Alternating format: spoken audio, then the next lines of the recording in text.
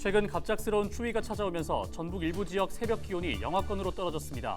이상 기온 영향으로 배와 감 같은 과일나무가 냉해를 입어 열매를 맺지 못하는 등 피해가 발생하고 있습니다. 전국 공무원 노조 전북교육청 지부는 노동 강도가 증가하고 있다고 주장했습니다. 지난해 대비 일반직 공무원들의 업무량이 늘어났다면서 노동 환경 개선을 촉구했습니다. 소상공인의 온라인 판로 지원을 위한 정읍형 공공배달앱 위메프호가 다음 달 1일부터 본격 운영됩니다. 김제시가 특장차 산업클러스터 구축을 위한 업무 협약을 맺었습니다. 김제시와 중소벤처기업진흥공단 등 산하견 7개 기관은 특장차 기업의 기술 개발과 사업화 등을 지원하기로 했습니다.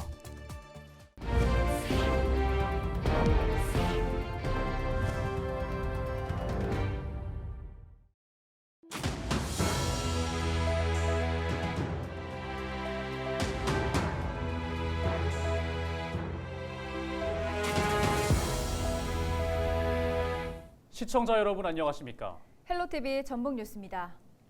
지난달은 날씨가 따뜻해 꽃이 빨리 피었는데 최근 갑작스러운 추위가 찾아오면서 새벽 기온이 영하권으로 떨어진 지역이 있습니다. 그 영향으로 배와 감 같은 과일나무가 냉해를 입어 열매를 맺지 못했다고 합니다. 이나라 기자가 보도합니다. 16,000제곱미터에 달하는 배밭입니다. 나무마다 성인 엄지손톱만한 열매 4,500개가 달려있어야 하지만 수정하지 못하고 져버린 꽃대만 한가득합니다. 간신히 찾은 열매는 너무 작거나 기형이어서 다 자란다 해도 팔 수 없습니다. 평년보다 빨리 찾아온 봄에 꽃이 핀 것도 잠시, 급격하게 떨어진 새벽 기온에 냉해 피해를 당한 겁니다. 폐농이죠. 이미 금년은 아예 이미 포기했어요. 금년 농사는. 앞으로 농사가 이제 걱정이죠. 그 사이클이 바꿔져 버리니까 그래서 내년 농사가 또 내후년 농사가 걱정이 되는 거예요. 농민은 냉해를 막기 위해 온풍기와 열풍 방산팬 가동, 미세살수 등 할 수 있는 조치는 다 했지만 소용이 없었다고 합니다. 단감 농가도 냉해 피해가 속출했습니다. 잎이 무성해야 할 감나무에 어린 잎만 겨우 나왔습니다. 어린 감나무는 잎사귀 하나 없이 죽어가고 있습니다. 제가 근 40년을 농사지면서 올해 같은 건 처음입니다. 전혀 수확을 5%, 10% 이것도 못하는 지금 현재 상황입니다. 또 올해는 접어야 되고 이제 먹고 살 일이 깝깝하죠. 고창군에 지금까지 접수된 피해 농가만 30여 곳. 전북도는 배와 단감뿐 아니라 사과와 복숭아 재배지 1,300헥타르가량이 냉해 피해를 봤다고 보고 있습니다. 또 각 시군에서 다음 달 8일까지 냉해 피해 신청을 받는 만큼 피해 규모가 늘어나리라 전망이 있습니다. 전문가는 대규모 냉해 발생 원인 중 하나로 이상 기온을 꼽았습니다. 3월달이 따뜻하다 보니까 생육이 빨라지는데 이제 외기 온도는 낮아지고 그러니까 전체적으로 이제 착과량은 기후 변화에 의해서 개하기가 늦은 품종을 우리가 선택하는 것도 그래서 꿀벌들을 좀 더 보호할 수 있는 그런 조치를 취한다 그러면 착과의 나쁜 기상 조건을 극복할 수 있는 하나의 방법이. 급격한 기후 변화에 대응 노력도 하겠지만 과수농가는 앞으로 생계가 걱정입니다. 피해 농민들은 재해보험 자기부담금 지원을 확대하거나 재배 지형에 따라 피해 보상이 필요하다고 말합니다. 전북도는 현장 시사를 통해 정확한 피해 규모를 파악해 대책을 마련할 방침입니다. 헬로티비 뉴스 이나라입니다. 전국 공무원 노조 전북교육청 지부는 일반직 공무원들의 노동 강도가 증가하고 있다면서 노동 환경 개선을 촉구했습니다. 노조는 27일 전북교육청 브리핑룸에서 기자회견을 갖고 지난해와 비교해 전북교육청의 일반직 공무원들의 업무량이 늘고 있다고 주장했습니다.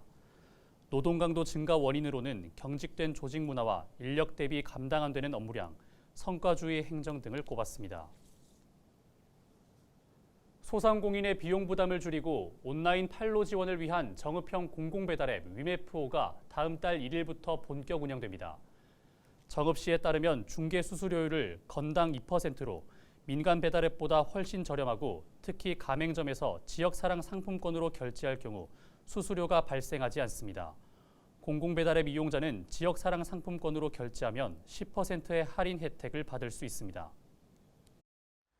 소상공인과 소비자를 이어주는 정읍형 공공배달앱이 정읍지역 소비 촉진과 함께 침체된 지역상권을 살리는 데 큰 도움이 됐으면 좋겠습니다.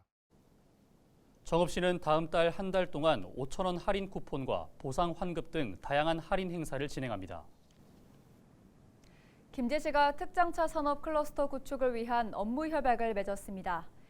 김제시와 중소벤처기업진흥공단, 한국교통안전공단 자동차안전연구원, 한국폴리텍대학, 한국특장차협회 등 산학연 7개 기관은 특장차 산업 클러스터 구축에 대한 지원을 약속했습니다. 이들은 이번 업무 협약에 따라 특장차 기업의 기술 개발과 사업화, 해외 판로 개척, 전문 교육, 혁신단지 환경 조성 등을 지원하기로 했습니다. 또 특장차 산업 클러스터 이행안을 마련하고 세부 과제를 발굴, 확대해 나가는 한편 기업의 다양한 목소리도 정책에 반영해 나갈 예정입니다. 산학연, 공공기관과의 강력한 협력 네트워크가 구축됨에 따라 전방위적인 기업 지원이 가능하게 되어 우수한 기업 유치와 특장차 산업의 메카로 우뚝 설 수 있는 전기가 마련되었습니다. 최근 김제 지역 입주 기업 HRENI와 수출 계약을 맺은 미국 건설 장비 기업 맥사가 27일 김제를 찾았습니다. 맥사의 이번 방문은 특장차 생산 기업인 HRENI와 체결한 수출 계약과 추가 수출을 위한 업무 협약에 따른 것입니다. 맥사 대표이사인 데이비드 화이트는 HRENI와 새로운 모델을 함께 개발해 북미 시장을 개척할 계획이라며 김제시의 행정적 지원을 요청했습니다. 이에 김제시는 두 기업 간 수출 협약을 뒷받침하기 위한 지원을 아끼지 않겠다고 화답했습니다. 두 기업은 최근 미국에서 열린 세계 건설기계 전시회인 콘엑스포에서 6,500억 원 상당의 자주식 고소장비 수출 계약뿐만 아니라 자주식 크레인 제품 등 약 1조 3천억 원 규모의 수출 협약도 맺었습니다. 오는 8월 부안군에서 열리는 제25회 세계 스카우트 잼버리 현장 점검을 하기 위해 참가국 대표단이 전북을 찾았습니다. 미국 등 52개 대표단장 162명은 27일부터 닷새 동안 새만금 세계 잼버리 부지에 방문해 주요 행사와 시설, 안전 등을 점검합니다. 또 27일 전북도청 야외 공연장에서 열리는 잼버리 성공 개최 기원 행사에도 참여합니다. 전북방송이 2023년 1분기 지역채널 심의위원회를 열었습니다. 27일 전북방송 회의실에서 열린 이번 회의에는 김성희 위원장 등 지역 전문가들로 이루어진 심의위원 4명이 참석해 지역 소상공인의 어려움과 도시재생센터와 같은 중간 조직을 조명하는 보도를 주문했습니다. 이어 LG헬로비전의 대담 프로그램 이슈토크의 경우 지역 현안을 중점적으로 다루는 방향으로 나아가야 한다고 제언했습니다. 27일 새벽 3시 20분쯤 완주군 봉동읍의 한 알루미늄 가공 공장에서 불이 났습니다. 이 불로 다친 사람은 없었지만 공장 15동 가운데 공장 4동이 탔습니다. 소방당국은 소방대응 2단계를 발령하고 장비 65대와 인력 300여 명을 투입해 6시간 반 만에 불을 껐습니다. 소방당국은 알루미늄 모양을 변형하는 압출기에서 기름이 흘러나와 불이 시작된 것으로 보고 정확한 피해 규모를 조사하고 있습니다. 마약류를 투약한 혐의로 태국 국적의 불법 체류자 2명이 경찰에 붙잡혔습니다. 전주 완산경찰서는 마약류 관리에 관한 법률 위반 혐의로 태국 국적의 불법 체류자 20대 A씨 등 2명을 구속해 조사 중이라고 밝혔습니다. A씨 등은 지난 16일 전주시 덕진구 우화동의 한 원룸에서 야바 10정을 투약한 혐의를 받고 있습니다. 경찰은 또 A씨 등과 함께 있던 불법 체류자 3명을 출입국 외국인 사무소로 인계했습니다.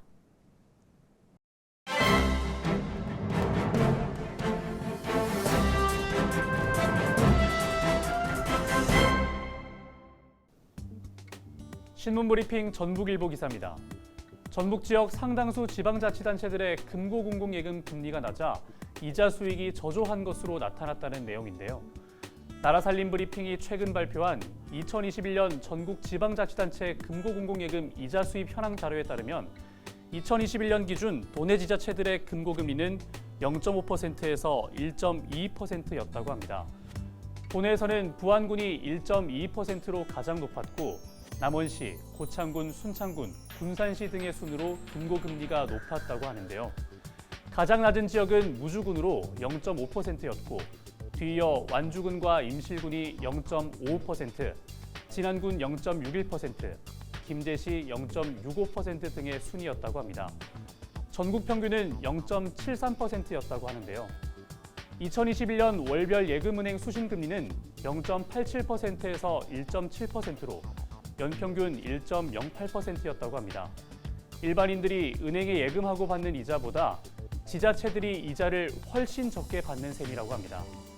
나라살림은 전국 지방정부 2021년 세입결산액은 502조 원 규모로 이 돈은 각 지자체가 금고로 지정한 시중은행에 예치해 운용하고 있다고 설명했습니다.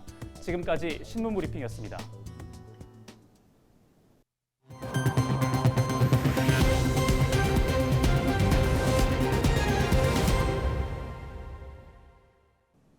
남원시가 소프트웨어 분야 우수인재 육성책을 추진합니다. 남원시는 27일 전북 테크노파크, 한국전자기술원 전북본부, 주식회사 디랩과 전라북도 소프트웨어 미래체험교육사업 지원 업무 협약을 체결했습니다. 이번 협약으로 각 기관들은 소프트웨어 교육 거점센터와 체험교육장을 구축해 우수인재를 양성할 수 있도록 협력하기로 했습니다. 이번 업무 협약을 통해 앞으로 초중고 학생이 미래 핵심 역량을 갖춘 인재로 성장할 수 있도록 지원을 아끼지 않겠습니다. 정읍시가 농업 경쟁력과 농업인 복지를 높이기 위해 힘을 쏟고 있습니다. 정읍시 농업기술센터는 27일 정례 브리핑에서 최근 농업 분야 외국인 계절 근로자 운영으로 농가에 도움이 기대된다며 체계적인 관리와 인권 보호 등에 힘쓰고 있다고 밝혔습니다. 이어 쌀 적정 생산을 유도하기 위한 정책과 축산 악취 저감 사업, 창업과 후계 농업 경영인 육성 등 현안 사업에 대한 설명이 이루어졌습니다. 정읍시 관계자의 발언 들어보겠습니다. 하루쌀 이런 데를 적극적으로 해가지고 우리가 100% 이상에서 김제 다음에 전라북도 2등으로 감축도 오고 1147헥타르 합니다. 그래서 목표도 완료했지만 뭐 전략작무, 직불금이나 여러 가지 하는데 우리 정읍에 있는 농민들의 혜택을 봐서 이 쌀 적정 생산에도 큰 무리가 없고. 이어 지황 융복합 사업과 정읍형 특화 작목 육성 등에 대한 기자들과의 질의응답도 이어졌습니다. 임실군 공무원들이 지역 소상공인들을 돕기 위해 임실사랑 상품권을 대량 구입했습니다. 임실군 공무원 노조는 적립회비를 이용해 7,900여만 원 상당의 지역 상품권을 구입해 조합원과 후원 회원에게 배부한다고 밝혔습니다. 임실군 공무원 노조가 적립회비를 통해 이 상품권을 구매한 것은 이번이 4번째입니다. 조합원의 뜻을 담아서 조합비를 사용하기로 결정했고 이번 상품권 구매 사용이 지역경제 활성화에 조금이나마 도움이 되었으면 좋겠습니다. 정읍시가 작물 성장과 가축 소화에 도움이 되는 친환경 유용미생물을 농가에 공급합니다. 정읍시는 고추와 같은 밭작물 생육을 촉진하는 비료용 미생물 4종과 소와 돼지 등 가축의 소화를 돕는 보조 사료용 미생물 3종을 보급한다고 밝혔습니다. 관내 농업인들에게 고품질의 미생물을 공급하여 친환경 농업 기반을 구축하도록 하겠습니다. 유용 미생물을 받고자 하는 농가는 정읍시청 제2청사에 있는 농업기술센터에 방문하면 됩니다. 전북대학교 양호봉 총장이 중간고사 기간을 맞아 간식 나눔 행사에 1,000만 원을 기부했습니다. 양 총장은 지난 25일 전북대 중앙도서관 앞 잔디광장에서 커피차에 직접 올라 시험 준비 학생들에게 샌드위치와 커피 등을 전달했습니다. 이번에 제공된 간식은 전주 캠퍼스 1,500명분, 익산 특성화 캠퍼스 200명분 등입니다. 전주 덕진경찰서는 회식 자리에서 대학병원 전공의를 폭행한 교수에 대한 고소장을 접수했다고 밝혔습니다. 해당 교수는 지난해 9월 전주의 한 음식점에서 열린 회식 자리에서 전공의 A씨의 머리를 소주병으로 내리친 혐의를 받고 있습니다. 이 사건으로 해당 교수는 대학병원으로부터 교수직과 의사직무 정지 등 중징계를 받았지만 진료 재개를 요청했고 병원 측은 징계한 지 6달여 만에 이를 받아들인 것으로 알려졌습니다. 이상으로 뉴스를 마칩니다. 함께해 주신 여러분 고맙습니다.